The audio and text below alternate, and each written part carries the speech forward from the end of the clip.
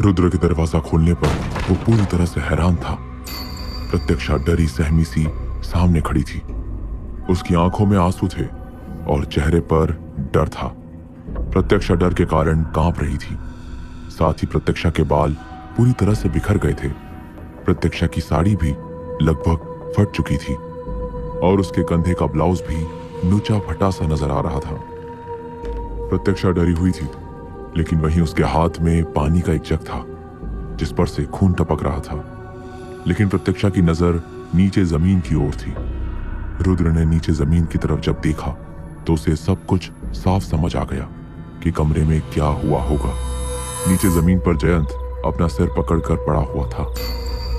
उसके सर से खून बह रहा था और वो दर्द से कर्रा रहा था। जयंत का सिर बुरी तरह से चकराया हुआ था और नशे में होने के कारण वो ठीक से खड़ा भी नहीं हो पा रहा था। प्रत्यक्षा ने धीरे से अपनी डरी नजरों को ऊपर उठाया और रुद्र की ओर देखा। सामने रुद्र को देखते ही प्रत्यक्षा की लाल पड़ चुकी आंखें एकदम से बहने लगी। रुद्र जल्दी से बिना कुछ सोचे समझे ही प्रत्यक्षा के पास आया और फिर अपने हाथ को आगे बढ़ाते हुए प्रत्यक्षा को अपने पास खींच लिया। नजारा कुछ ऐसा था। रुद्र ने प्रत्यक्षा के पास पहुंचते ही कांपती हुई प्रत्यक्षा को जयंत के पास से खींचकर अपने पास कर लिया था। रुद्र ने प्रत्यक्षा की बिगड़ी हुई हालत देखते हुए उसके कंधे पर अपना हाथ रखा और उसकी साड़ी को संभालते हुए उस साड़ी से प्रत्यक्षा को पूरी तरह से लपेट दिया और फिर उसे खुद के पास कर लिया। रुद्र ने अपने एक हाथ से प्रत्यक्षा को अपने सीने से लगा लिया था और गुस्से में घूरते हुए जयंत को देख रहा था। रुद्र ने प्रत्यक्षा को एक तरह से संभालते हुए धीरे से उसके हाथों से जग को लेना चाहा। रुद्र का हाथ जैसे ही जग पर पड़ा, उसने पाया कि प्रत्यक्षा ने अपने कांपते हुए हाथों से ही जग को काफी मजबूती से पकड़ा हुआ था। तुम ठीक तो हो ना? प्रत्यक्षा की नजर जयंत पर थी। इस पर उसने रुद्र को कोई जवाब नहीं दिया। वो सिसक के रोई जा रही थी। इस पर रुद्र ने अपने दूसरे हाथ से प्रत्यक्षा के चेहरे को अपने चेहरे की ओर किया। इधर देखो मेरी तरफ। रुद्र ने जैसे ही प्रत्यक्षा के चेहरे को अपनी ओर किया, प्रत्यक्षा की नजर रुद्र पर पड़ी। मैंने बताया था ना, इस तरह से हमला नहीं करते। तुम्हारी पकड़ इतनी मजबूत होनी चाहिए कि सामने वाले को होश आने ही ना पाए। प्रत्यक्षा अभी भी बुरी तरह से हाफ रही थी। उसने रुद्र की ओर देखा। रुद्र ने अचानक प्रत्यक्षा का वो हाथ थाम लिया जिससे उसने पानी का जग पकड़ा हुआ था। रुद्र ने प्रत्यक्षा का हाथ पकड़ते हुए उस पानी के जग को गुस्से में ही ऊपर की ओर उठाया और फिर उस जग को जयंत के सिर पर और भी जोर से दे मारा। जयंत, जो अब तक सिर्फ सर पकड़कर दर्द में कर्रा रहा था, रुद्र के एक ही वार से जमीन पर बेहोश होकर गिर पड़ा।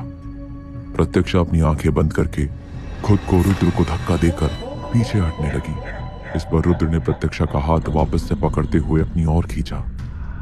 नहीं घबराओ मत, अब सब ठीक है। देखना चाहोगे कि अब इसके साथ क्या होने वाला है? रुद्र बेहोश जयंत की कॉलर को पकड़कर उसे घसीटता हुआ कमरे से बाहर की ओर ले गया। जयंत के सिर से निकला हुआ खून जमीन पर फैला हुआ था। जयंत के साथ ही कमरे के बाहर की ओर निशान बना रहा था। पागल है रुद्र, गुस्से में कुछ भी कर बैठता है।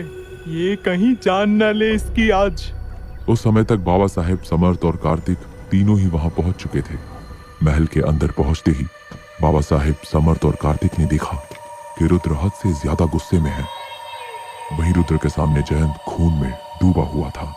ए रुद्रा, पागल हो गए हो का? रुद्र ने घूरते हुए ही बाबा साहेब, समर्थ और कार्तिक की ओर देखा। जयंत अभी भी नशे और हल्की बेहोशी में था। इस पर उसने धीरे से रुद्र के हाथों को अपने हाथों से पकड़ा। जयंत को हल्का सा होश में देखकर उसे जमीन पर पटक दिया और फिर गुस्से में ही चिल्लाने लगा। पता है तूने आज कितनी बड़ी गलती की है? जयंत की ऐसी हालत देखकर समर्थ परेशान था, लेकिन बाबा साहेब गुस्से में उबल रहे थे। जब नीचे से जोर जोर से चिल्लाने की आवाजें आने लगी तो इस पर कीत की अम्मा और प्रत्यक्षा भागकर सीढ़ियों के पास पहुंचे और तब पहली बार समर्थ और कार्तिक की नजर प्रत्यक्षा पर पड़ी। प्रत्यक्षा की हालत देखते ही बाबा साहेब ने अपना मुंह फेर लिया और दूसरी ओर देखने लगे। प्रत्यक्षा की हालत ही सब कुछ साफ बता रही थी कि उसके साथ क्या हुआ था। इस पर कार्तिक और समर्थ ने एक दूसरे को हैरानी के साथ देखा। ए रुद्र, शांत हो जा रे। बात क्या है? जयंत को इस तरह से काहे मार रहे हो? और ये जो ऊपर रो रही है, ये कौन है? वो लड़की, वो जो है, क्या मस्त माँ। रुद्र अभी भी हद से ज्यादा गुस्से में था, लेकिन अब बाबा साहेब की आंखों में भी खून उतर आया था। उन्होंने अचानक ही जयंत को जोर से लात मारी।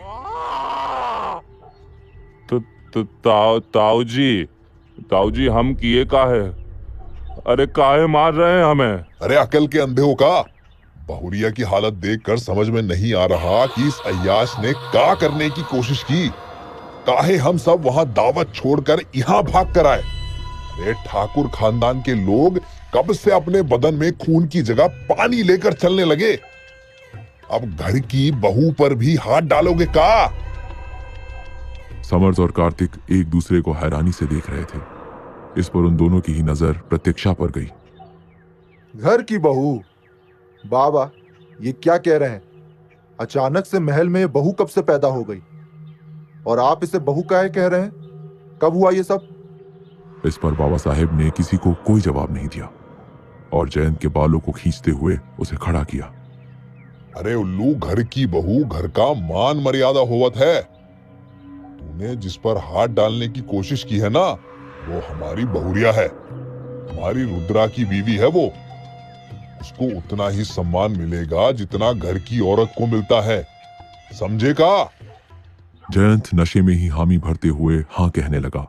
समर्थ और कार्तिक बिल्कुल खामोश खड़े थे। चल हाथ जोड़कर माफी मांग। ये रुद्रा की पत्नी है, भाभी का दर्जा दे इसे। चल पैर छूकर माफी मांग। नहीं बाबा, ऐसे नहीं।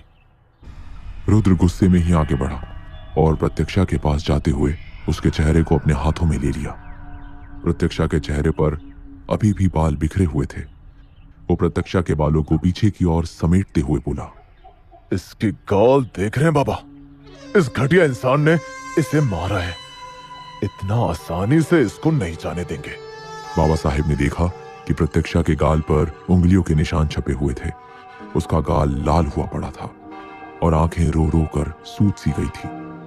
प्रत्यक्षा आंसुओं से भरी हुई नजरों से रुद्र को देख रही थी। इस पर रुद्र ने प्रत्यक्षा के हाथों को आगे करते हुए कहा, इसे थप्पड़ मारो। जितनी तेज मार सकती हो उतनी तेज मारो इसे। ए लड़की, खबरदार ऐसा कुछ किया तो जो हुआ अनजाने में हुआ। जयंत को हाथ लगाने का सोचना भी नहीं, वरना अच्छा नहीं होगा। कोई इसे छूकर तो दिखाए। रुद्र का गुस्सा साफ नजर आ रहा था। प्रत्यक्षा ने अपने आंसुओं को पोंछा और फिर जयंत के चेहरे पर एक जोरदार तमाचा जड़ दिया। बस बहुरिया, तुम हमारी शान हो, डर नहीं। जाओ ऊपर अब तुम। इस पर केत की अम्मा प्रत्यक्षा को सहारा देकर वापस ऊपर जाने लगी। प्रत्यक्षा के पैर पहले से ही कंकड़ पत्थरों के चुभने के कारण घायल से थे। वो लड़खड़ाती हुई ऊपर की ओर जा रही थी। रुद्र प्रत्यक्षा को धीरे धीरे ऊपर की ओर जाते देख रहा था। इस पर वो आगे बढ़ा और अचानक ही प्रत्यक्षा को गोद में उठाकर अपने बड़े बड़े कदमों से सीढ़ियों को पार करने लगा। रुद्र अभी भी गुस्से में था। इस पर रुद्र जैसे ही कमरे में पहुंचा, उसने प्रत्यक्षा को बेड पर बैठाया और फिर उसके पैरों को ध्यान से देखने लगा। उसने पाया उसके पैरों के तलवों में कंकड़ पत्थर चुभने के गहरे निशान बने हुए थे। रुद्र ने प्रत्यक्षा की ओर देखा। प्रत्यक्षा अभी भी सिसक रही थी। इस पर रुद्र कमरे से वापस जाने लगा, लेकिन जाते हुए ही अचानक ही उसके कदम रुक गए। तुमसे कहा था ना कि तुम्हें वापस चले जाना चाहिए था। इसके जैसे 1000 भूखे भेड़िए तुम्हारे शिकार में लार टपकाते हुए बाहर बैठे हुए हैं। या तो लड़ना सीखो या फिर मरने के लिए तैयार रहो।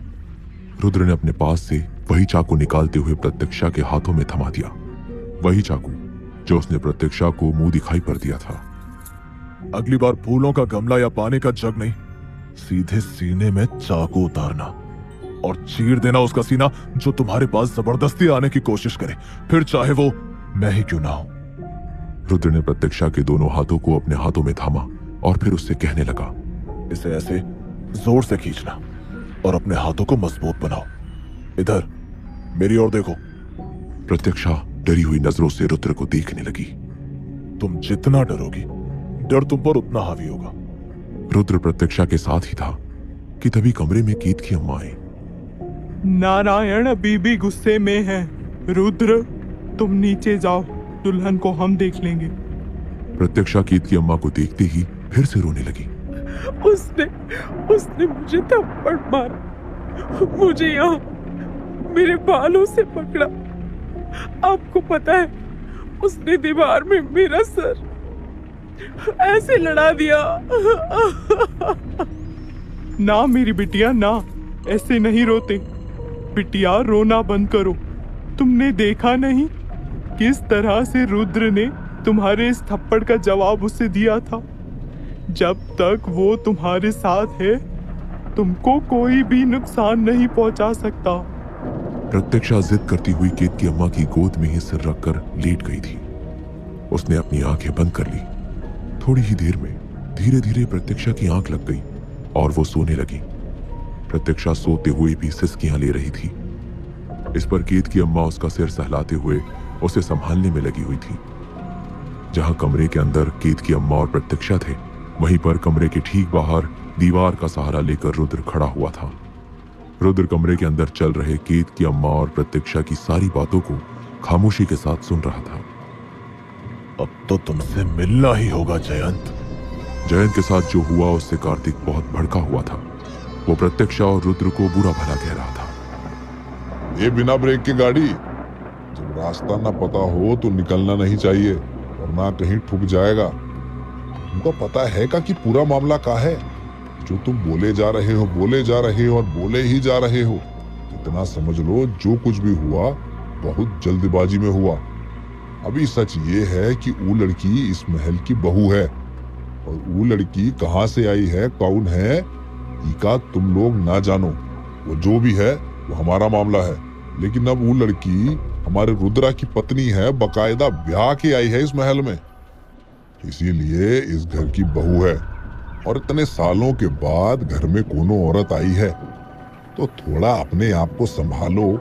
ये खुला बैल बन के घूमने की जरूरत नहीं है अब इस महल में।